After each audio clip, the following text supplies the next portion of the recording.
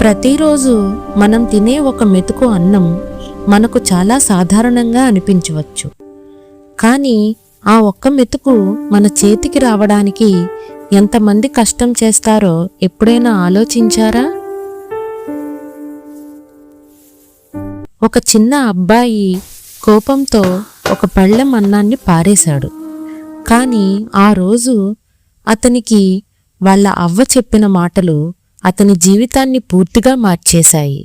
ఇప్పుడు వినండి, ప్రేమతో నిండిన ఒక అవ్వ తన మనవడికి చెప్పిన గొప్ప జీవితం పాఠం. ఈ కథ పేరు అవ్వ బువ్వ. సాయంత్రం సమయంలో సూర్యుడు మెల్లగా అస్తమిస్తూ గ్రామం మీద చీకటి పరుచుకుంటోంది. పల్లె వీధిలో పిల్లల కేరింతలు మార్మోగుతున్నాయి. ఆ పిల్లల్లో ఒక చిన్న అబ్బాయి కూడా తన స్నేహితులతో కలిసి చాలా ఉత్సాహంగా ఆడుకుంటున్నాడు. ఆటలో మునిగిపోయి సమయం ఎలా గడిచిపోయిందో అతనికి తెలియలేదు. రా ఇంకోసారి ఆడదాం. అవును, ఈసారి నేను గెలుస్తాను చూడు. ఇంతలో దూరం నుండి ఒక ముద్దైన కాని కొంచెం ఆతృతతో కూడిన స్వరం వినిపించింది. ఒరే, చీకటి పడిపోయింది, ఇంకా ఇంటికి రావా? వచ్చి స్నానం చెయ్యి, బూ పెడతా. ఆ స్వరం ఆ అబ్బాయి అవ్వది. కాని ఆటలో ఉన్న అతనికి అది అంతగా నచ్చలేదు. అయ్యో, ఇప్పుడైనా పిలవాలి. అయిష్టంగానే ఆట వదిలి ఇంటికి వెళ్ళాడు.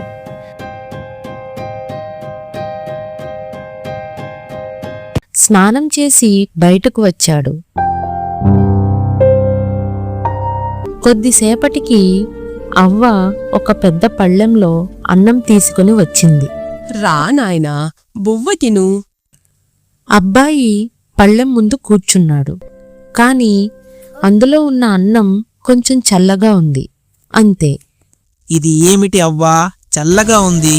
కోపంతో ఆలోచించకుండా పళ్ళెం విసిరేశాడు. పళ్ళెం గిరగిరా తిరుగుతూ వెళ్ళి మూలన కూర్చున్న అవ్వ ముఖాన్ని తాకింది. అన్నం మొత్తం అవ్వ ముఖం మీద పడిపోయింది. కొద్దిసేపు ఇంట్లో నిశ్శబ్దం. ఆ దృశ్యం చూసి ఆ అబ్బాయి కోపం పోయి నవ్వు ఆపుకోలేకపోయాడు. అవ్వ మాత్రం కోప్పడలేదు. నెమ్మదిగా లేచి ముఖం కడుక్కొని మళ్ళీ ఇంకో పళ్ళెంలో అన్నం పెట్టుకుని తెచ్చి అతని దగ్గర కూర్చుంది. రా నాయనా, తిను. అవ్వ అన్నం కలుపుతూ మెల్లగా ఇలా చెప్పింది. ఓరై పిచ్చి నాయనా, బువ్వ ఊరికే వస్తుందనుకున్నావా? ఈ బువ్వ మనకు రావడానికి ఎంత కష్టం చేయాలో తెలుసా? ఎందరో మనుషులు, ఎన్నో పశువులు కష్టపడితే ఇది మన నోటి వరకు వస్తుందని తెలుసుకో. ఆ మాటల్ని ఆ అబ్బాయి అసలు పట్టించుకోలేదు.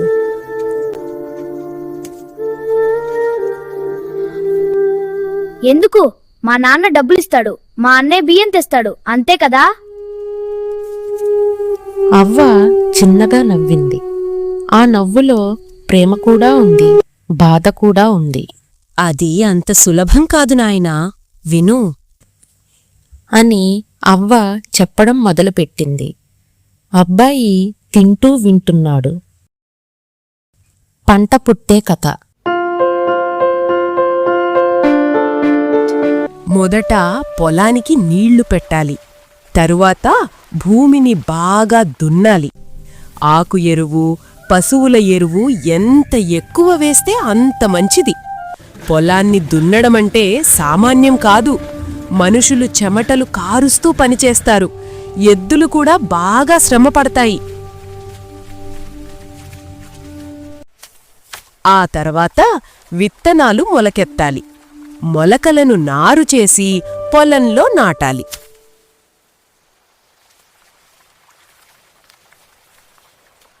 అవ్వ పళ్ళెంలో అన్నం కలిపి ముందు పెట్టింది.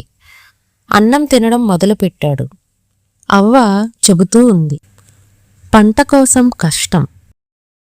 ఆ పైరు ఎదగాలంటే ఎప్పుడూ నీళ్లుండాలి. మరి నీరు ఊరికే రాదుగా.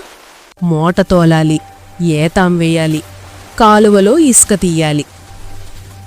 పైరులో ఎదిగే కలుపు మొక్కలను తీయడం ఎంత కష్టమనుకున్నావు. ఉదయం మొదలు చీకటి పడే వరకు నడుం వంచుకునే పనిచెయ్యాలి. అవ్వ చెబుతూనే ఉంది, అబ్బాయి తింటూనే వింటున్నాడు. పంటను కాపాడే పోరాటం. పైరు వచ్చాక పిట్టలతో, ఎలుకలతో ప్రతిరోజు పోరాటం. పోరాటమా? అవును నాయనా, పిట్టలు గుంపులు గుంపులుగా దండెత్తి వస్తాయి, ఎలుకలు కన్నాలు పెడతాయి. చివరి కష్టం. పంట కోయడానికి కూడా చాలామంది మనుషులు కావాలి. ఈ పంట కోయడానికి, కొట్టడానికి మనుషులెందరో కావాలి. గింజలు రాలగొట్టడానికి రెక్కలు ముక్కలవుతాయి. గింజలు రాలాక వాటిని ఎండబెట్టి, దంచి, అమ్మితే బియ్యమంటూ తెచ్చుకుంటున్నాం.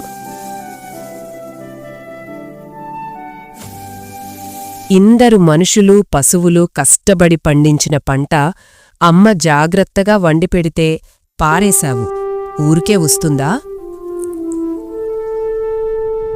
అవ్వ మాటలు ఆ అబ్బాయి గుండెల్లో బలంగా తాకాయి. అప్పటికే అతని పళ్ళెంలో బువ్వ అయిపోయింది. ఒక్క మెతుకు కూడా మిగలలేదు. ఆ రోజు నుండి ఆ అబ్బాయి ఎప్పుడూ బువ్వను వృధా చేయలేదు. ఇందులోని నీతేంటంటే, ప్రతి మెతుకులో ఎంతో మంది కష్టం ఉంటుంది. అందుకే ఆహారాన్ని గౌరవించాలి, వృధా చేయకూడదు.